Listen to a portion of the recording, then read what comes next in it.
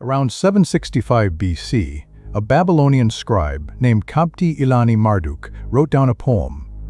He said a god gave it to him in his sleep, that the whole thing arrived in one night, complete, and that when he woke he wrote it down and left out nothing. It's catalogued today as Tablet K282 in the British Museum. And it does something no other ancient doom text does. Near the end, it stops. It stops telling the story, and it names the people the plague will not skip. The first kind it names are the people who, in the text's own language, do not know their own name. 7 kinds are marked before the poem turns. Stay with me, because the same tablet ends by naming the one house the destruction passes over. And the line that decides which side a house lands on is shorter than this sentence. The first mark is forgetting. The poem describes people who have lost track of what they are, who go through their days without knowing their own name, not their birth name, their nature, what they're for.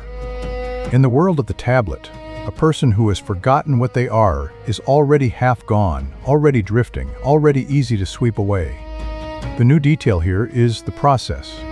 The text doesn't open with sin. It doesn't open with crime.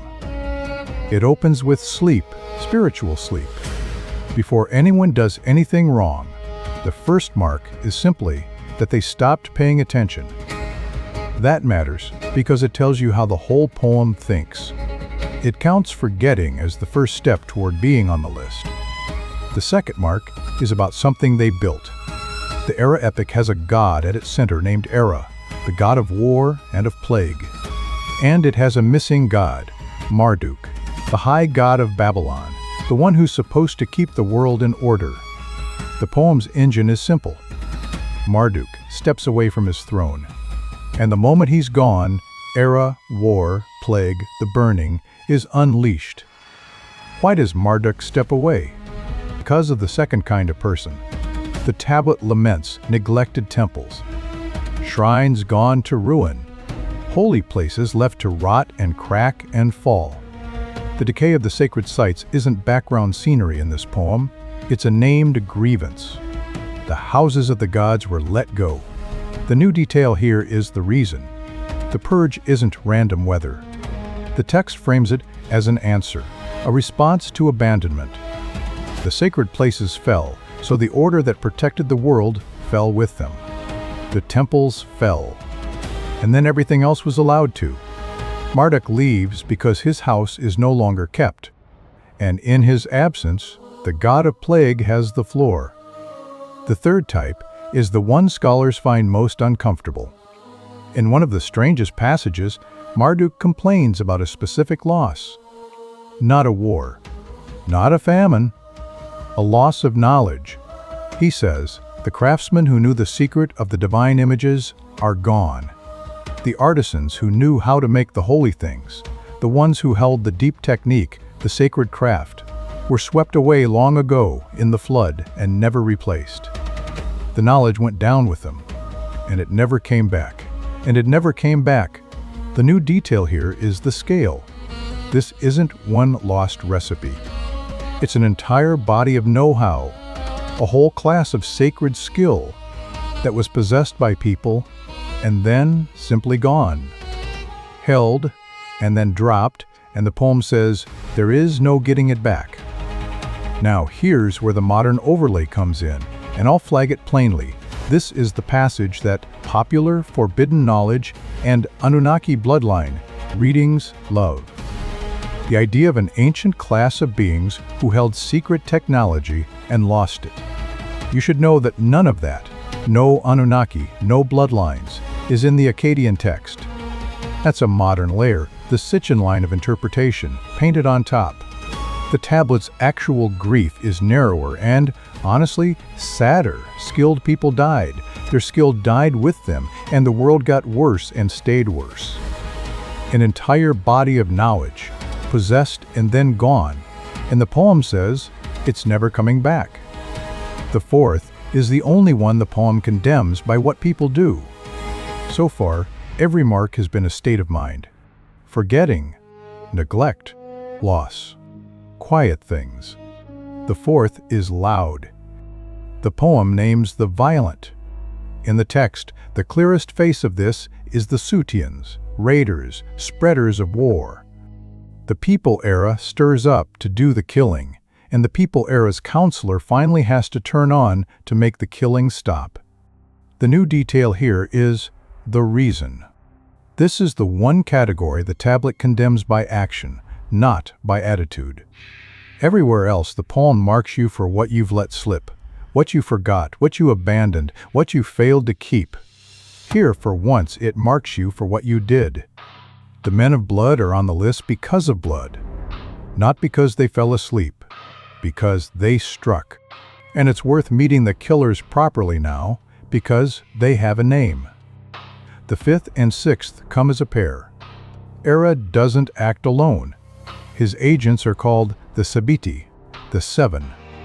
This is the real seven of the poem, not seven types of people. Seven gods. The text calls them sons of heaven and earth, and they are, in plain terms, living weapons, personified, eager, made to destroy, each one straining to be let loose. When people talk about the seven in the Erra Epic, this is what the tablet actually means: seven divine weapons walking beside the god of plague.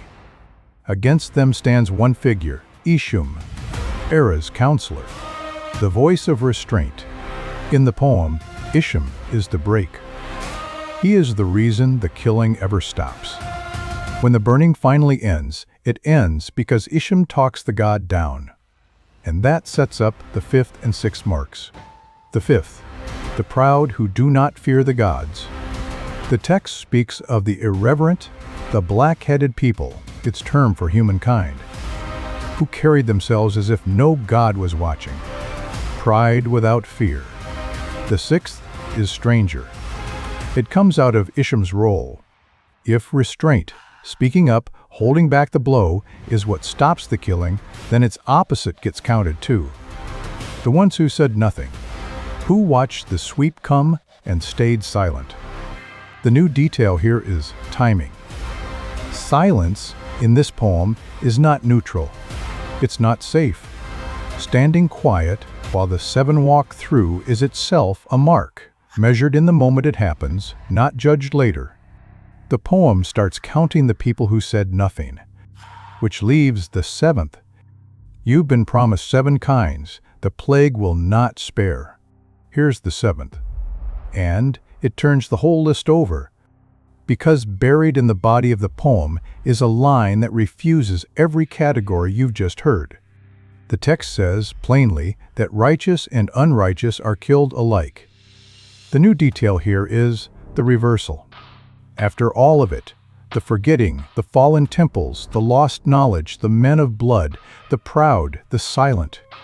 The tablet's own body insists the purge spares no category at all. Good and bad go down together, marked and unmarked. The plague does not check your worth at the door. And that's not poetry. That's accurate.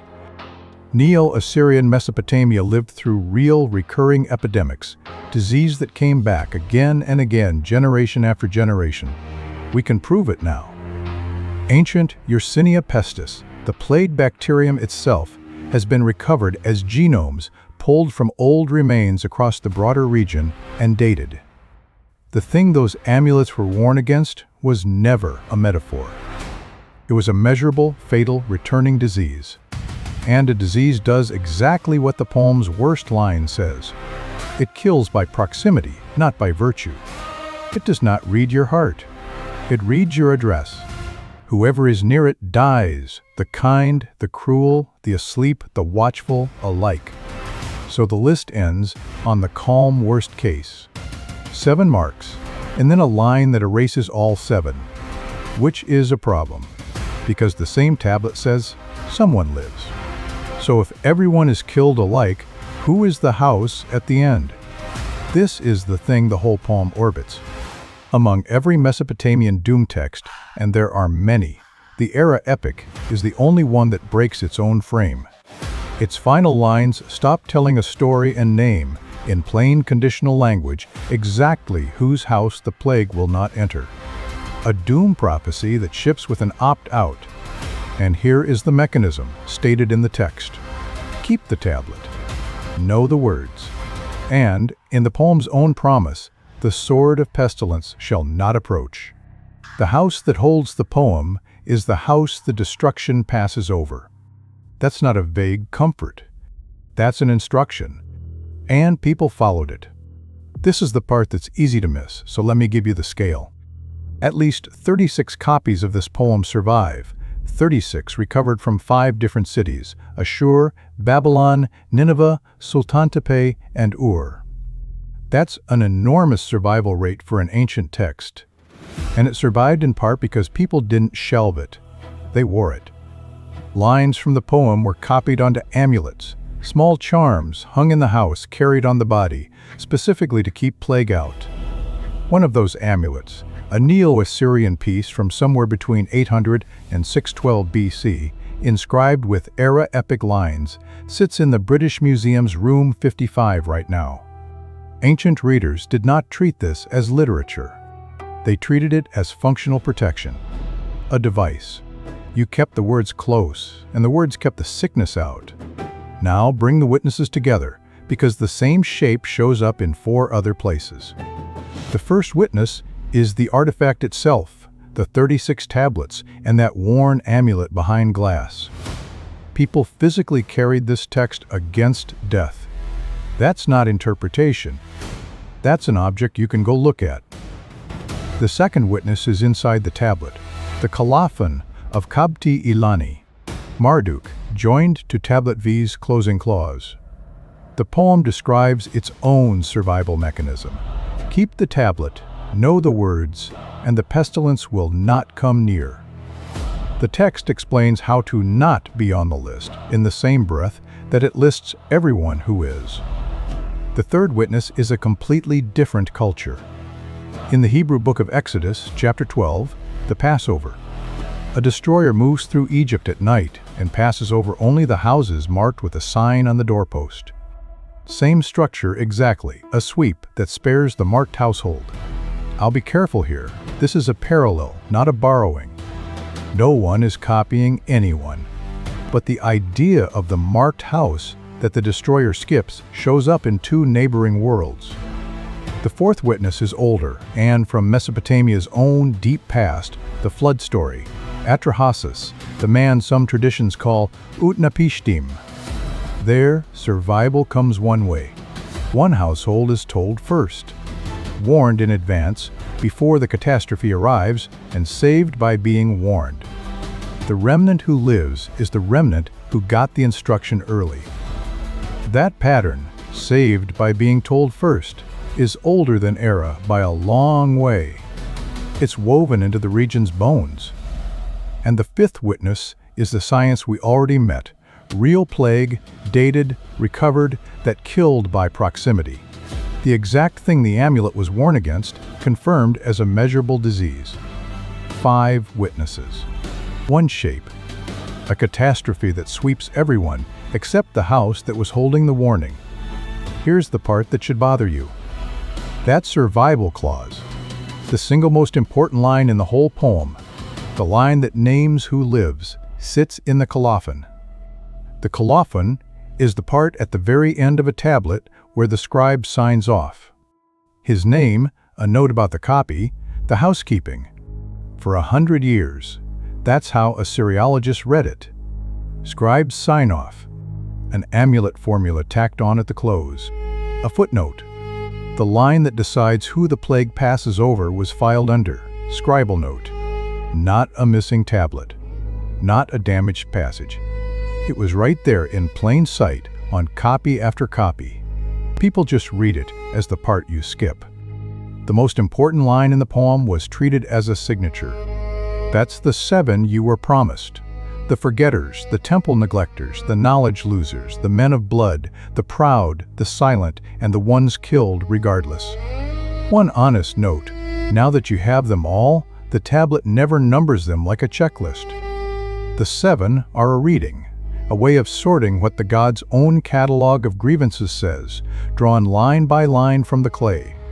You've heard the real lines, the sorting is ours. So here's the contradiction laid flat. The body of the poem says, in its own words, that righteous and unrighteous are killed alike. No category is spared. And yet the end of the same poem names a survivor. Both can be true. You just have to read the survival line correctly. It does not say some people were good enough to be spared. Read it again, plainly. The house that keeps the tablet is spared. That's it. Not virtue. Not innocence. Not a clean record. Possession of the warning. The plague in this poem doesn't save the righteous. It saves the people who were paying attention to the poem, the ones holding the words when it came. That's the defensible reading, and it's a colder one than the title promises. The question was never, who deserves to live? The question the tablet actually answers is, who was holding the words when it came? And the words are still here. A small clay tablet, K2A2, a worn amulet from before 600 BC, both sitting in room 55 of the British Museum, behind glass, while thousands of people walk past them every day without slowing down. The oldest surviving instruction, the man who wrote it, believed for not being on the list. He said a god dictated that survival clause to him in a dream. One night, the whole thing complete. We can read the line. We can date the clay, count the copies, name the cities, recover the disease it feared. We just can't know if keeping it close ever did for anyone what he swore it would.